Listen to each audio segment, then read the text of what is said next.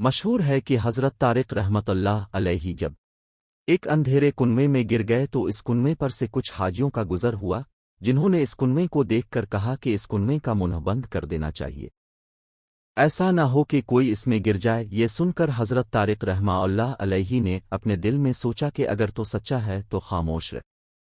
چنانچہ حاجی مسافر اس کنویں کو بند کر کے چلے گئے۔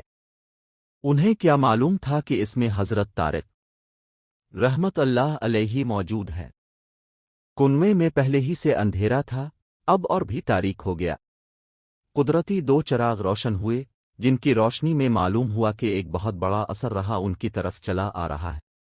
سوچنے لگے، سچ اور جھوٹ تو اب ظاہر ہوگا، دیکھیے اس کا کیا انجام ہوتا ہے۔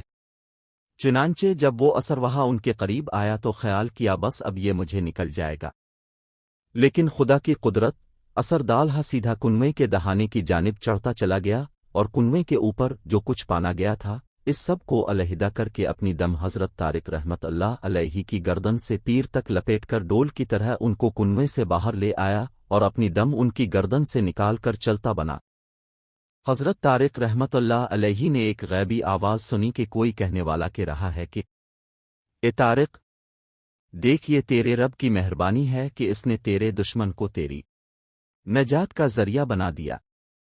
چنانچہ اس واقعے کے بعد اللہ تعالیٰ پر سچا بھروسہ کرنے کے سبب سے ان کا نام طارق صادق مشہور ہو گیا۔